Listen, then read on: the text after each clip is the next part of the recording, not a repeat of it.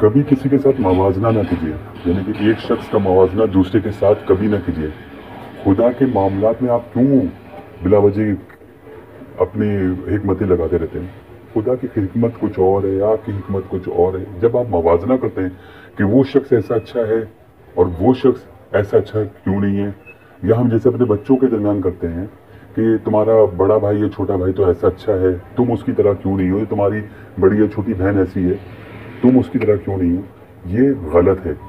چونکہ پہلی چیز سمجھ لیجئے، اللہ تعالیٰ نے ہر شے تخلیق کی ہے، ہر انسان کو، ہر جانور کو، ہر چرند پرند کو، سب کو اللہ تعالیٰ نے تخلیق کیا ہے۔ اب اللہ تعالیٰ نے جو انسان بنایا ہے، اس انسان کے اندر جو نظریات رکھے ہیں، جو اس انسان کی فطرت بنائی ہے، وہ اللہ تعالیٰ نے بنائی ہے۔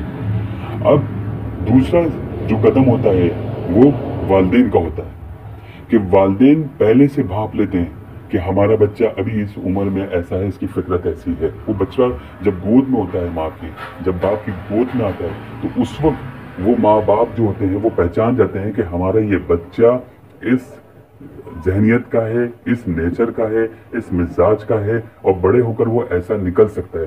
تو ڈنڈورا نہ پیٹیے، رشتہ داروں کو بلا رہے ہیں، خالوں کو بلا رہے ہیں، پھپھیوں کو بلا رہے ہیں، یار دیکھو ہمارا یہ بیٹا یہ بیٹی کہ اندر یہ اچھائی یہ برائی ہے، میں تمہیں بتا رہا ہوں یہ وہ۔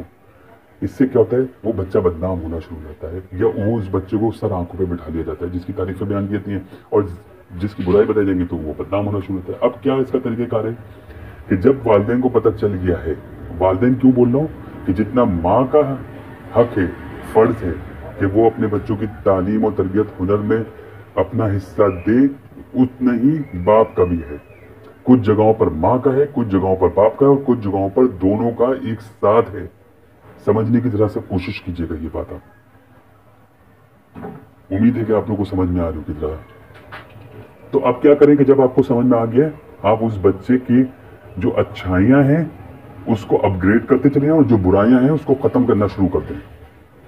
اور ختم کیسے کریں گے؟ ختم اس طرح سے کریں گے کہ اس بچے کو بچپن سے جب وہ بالکل سمجھ نہیں رہا ہوتا ہے تو اس کو ہر بات، یہ نہیں کہ پیچھے پڑ جائیں، یہ نہ کرو وہ نہ کرو، نہیں، آرام آرام سے پیار محبت سے سمجھائیں، یا خود اس طرح کی حرکتیں کریں کہ وہ بچہ یہ بات سمجھ جائے، وہ بچہ یا بچی یہ بات سمجھ جائے کہ دیکھو یہ کام مجھ سے غلط ہو رہا ہے، کیونکہ یہ میرے والدین نے بھی کر کے دیکھا اور وہ اس بات سے توبہ کرنے لگے، اس بات سے پیچھے ہٹ گئے، تو مجھے بھی پیچھے ہٹ جائے، یہ اچھی بات نہیں ہے۔ وہاں سے شروع ہوتی ہے۔ پھر بھی جیسے جیسے عمر نکلتی چلی جا رہی ہے اور وہ برائی ختم نہیں ہو رہی ہے، یا تو اتنی ہے یا اس میں مضبوطی آ گئی ہے، تھوڑا کم ہو گئی ہے، تو سمجھ جائیں کہ اب وہ وقت ختم ہوتا چلا جا رہا ہے آہستہ آہستہ، کہ وہ بچہ اپنی اصلاح نہیں کر سکتا ہے، کیونکہ خدا نے وہاں سے اس کی آزمائش شروع کر دی ہے۔ سمجھ میں آئی بات؟ وہاں سے اللہ نے اس کی آزمائش شروع کر دی ہے۔ اس وقت تک وہ اب سمجھنے لگ گیا ہے کیونکہ وہ بالغ ہو چکا ہے۔ اب اس کے اندر نیچرلی تبدیلیاں ظاہری طور پہ باطنی طور پر آ چکی ہیں، تو ظاہر بات ہے اب وہ بچہ سمجھنے لگ گیا کہ یہ چیز میرے ساتھ اچھی ہے بری ہے۔ اب وہ خود اپنے آپ کو صحیح کرنا شروع کرے گا۔ اپنے آپ کو کیسے صحیح کرنا شروع کرے گا؟ وہ بچہ جب وہ گھر سے باہر نکلے گا تو اس کے دوست یار ہوں گے، اس کے کزن ہوں گے، اس کے بھائی بہن ہوں گے، کوئی بھی شخص ہوگا، وہ اس کو بتائے گا ہاں اب تم یہ کام غلط کر رہے ہو، ایسا نہ کرو، تمہاری اس کام سے مجھے تکلیف ہو رہی ہے، تمہارے اس کام سے کئی سارے لوگوں کو تکلیف ہو رہی ہے۔ اگر پھر بھی وہ بچہ یا بچی صحیح نہیں ہوتے ہیں تو آپ اللہ تعالیٰ سے اپنی دعاؤں میں گر گڑا کے اس کی اچھائی کے لیے، اس کی ہدایت کے لیے دعا مانگنا شروع کرتے ہیں۔ پھر اللہ اور اس کا معاملہ شروع ہو جاتا ہے۔ وہ بڑا ہو گیا، اب اس کی بلوغت کا دور شروع ہو چکا ہے، اب وہ سب کچھ سمجھ میں اس کے آنے لگا ہے، تو اب کیا کہ اس کو اس بچے کو اب جو جوان ہو گیا، نوجوان ہو گیا، تو اب اس کا ایک نیا دور شروع ہو گیا۔ اب وہ خود اپنا فیصلہ کرے گا کہ واقعی میں یہ میں برا کر رہا ہوں، کیونکہ بہت سے لوگ کہتے ہیں نہیں میں برا نہیں کر رہا تھا، یہ تو وہی برا کر رہا تھا تو مجھے اس کے مقابلے میں برا کرنا پڑا۔ یا وہ کہتے ہیں کہ نہیں ہمیں اچھائی بتانے کا درس دیا گیا ہے اللہ کی طرف سے کہ جب تم کسی کے اندر برائی دیکھ رہے ہو تو اس کو اچھائی کی طرف لے کر آ جاؤ، ورنہ ہم پہ پکڑ گا۔ کوئی پکڑ نہیں ہوگی، 3 دفعہ آپ نے اچھے طریقے سے سمجھا دیا بندے کو، پھر بھی نہیں سمجھ رہا تو نہ کریں، کیونکہ پھر بھی آپ پیچھے پڑے تھے اور پھر فتنہ برپا ہوتا ہے تو آپ اللہ کے ساتھ جنگ لڑ رہے ہیں، کیونکہ اللہ نے پھر اس کی قسمت میں اچھائی کی طرف قدم نہیں رکھا ہوا ہے۔ اس کے لیے آپ برا سوچ رہے ہیں کہ میں اس کے ساتھ یہ برا کر لوں یا اس کو میں، تو وہ آپ اللہ سے پھر ڈائریکٹ لڑنا شروع ہو گئے. آپ اللہ سے آپ کیسے اس کی اچھائی کے لیے دعا کریں؟ یہ جب تک والدین زندہ ہیں نا وہی یہ کوشش کر سکتے ہیں. نہ یہ بھائی کر سکتا ہے، نہ بہن کر سکتے ہیں، نہ چچا، نہ ماما، نہ تایا، نہ پھپھا، کوئی بھی نہیں کر سکتا ہے. اور اگر پھر کوئی ماں باپ کے بعد اس کے اندر اچھائی کر سکتا ہے، اور ماں باپ بھی کون؟ جو ذہن رکھتے ہوں، جو سوچ سمجھ کے قابل ہوں، وہ والدین کر سکتے ہیں. یہ بیوقوف قسم کے یا جذباتی قسم کے والدین نہیں کہ بچے نے ایک دفعہ برا کیا اور تھپڑ دے کس کے مار دیا، گھر سے باہر نکال دیا، آنکھ کرنے کی دھمکی دی، جس کی شرعی طور پہ کوئی بھی اجازت نہیں ہے. اور اگر والدین کے بعد کوئی درست کر سکتا ہے تو دین کی نظر میں ایک جو گہرا دوست ہوتا ہے نا، پکا دوست، وہ کر سکتا ہے. یا پھر اس کی اگر جب شادی ہو جائے تو اس کا شوہر یا اس کی بیوی کر سکتی ہے اسے. اور پھر بھی چوتھے نمبر پہ جو آتا ہے وہ اولاد آتی ہے. جب اولاد جو جس کا ذہن ہوگا نا وہی پھر بدل سکتا ہے ان چار لوگوں سے. پہلے والدین سے، دوست سے، سہیلی سے، زوج سے یعنی کہ شوہر یا بیوی سے، اور پھر اولاد سے. اور پھر ان سب میں جو سب سے بڑی بات ہے کہ جب اللہ نے اس کی قسمت پہ لکھا ہوگا کہ برائی سے اچھائی کی طرف آ جائے اور اچھائی سے برائی کی طرف چلا جائے تو وہ تو ہو کے رہنا ہے.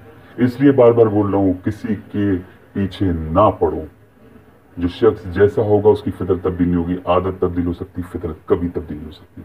تو لوگوں کی سمجھائی بجھائی کے لیے آگے بڑھیں، اس کو حد سے زیادہ نہیں. کہ جب آپ کے اس کے رشتے اور تعلقات میں خرابی آنا شروع ہو جائے تو پھر سمجھانا ختم کر دو.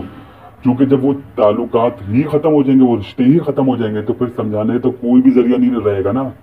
پھر تو وہ شیطان کا پورا اعلی کار بن جائے گا، اور پھر وہاں سے شروعات ہوگی کہ آپ دجال کی قوم کے ساتھ کھڑے ہو جائیں گے، آپ شیطان کے پیروکار بن جائیں گے. اور پھر آپ پر بھی گناہ آئے گا کہ آپ کسی برائی کو اچھائی کی طرف لانے میں آپ نے اتنی اچھائی کرنے کی کوشش کی، اتنی اچھائی کرنے کی شروعات کی کہ وہ چیزیں ختم ہو گئیں، وہ چیزیں بگڑ گئیں، اور پھر 2 منٹ میں دیکھتے ہی دیکھتے سب کچھ تہو بالا ہو گیا، تو آپ نے اللہ کے ساتھ جنگ لڑ لی. تو اس لیے یہ جو ہم کہتے رہتے نا کہ نہیں ہم اس کو صحیح کرنے کی کوشش کریں گے، نہیں، وقفے وقفے سے صحیح کریں، لوگوں کو ان کی اصلاح کریں. اور جب آپ کی اصلاح سے مزید حالات خراب ہو رہے ہوں اور آپ کو لگ رہا ہو کہ اب تو یہ بندہ میرے ہاتھ سے گیا، اب تو یہ میری ایک بھی بات نہیں سنے گا، اگر میں نے زیادہ اس پہ دباؤ ڈالا اب تو یہ مجھ سے دور ہوتا چلا جا رہا ہے، تو آپ کو بحیثیت مسلمان اللہ کا سپاہی ہونے کے ناطے آپ کو جو کردار ادا کرنا ہوگا وہ کرنا ہوگا کہ دوری اختیار کر لی ہوگی اس معاملے سے، تاکہ اس کے اور آپ کے رشتے میں دراڑ نہ پیدا ہو، دوریاں پیدا نہ ہوں. آپ اس سے تعلقات رکھیں. وہ آپ سے نہ ملنا چاہ رہا ہو آپ رک جائیں، کچھ وقت تک کے لیے رک جائیں، جب تک اس کا ذہن صحیح نہیں ہو جائے. آپ کی دعائیں اس کے ذہن کو ٹھیک نہ کر دیں، اللہ کی مرضی نہ آ جائے، جب تک رک جائیں. اور جب سامنے آئے تو سلام دعا کرو، خیر و عافیت پوچھو، بھلے وہ آپ کو پوچھے نہ پوچھے، لیکن آپ پوچھو، آپ کرو، اور پھر آگے کی طرف نکلو. تو یہ میرا ایک چھوٹا سا پیغام ہے تمام مسلمان بھائی بہنوں کے لیے. امید ہے کہ آپ سب اس بات کو سمجھ رہے ہوں گے. اللہ آپ کا حافظ و ناصر ہو.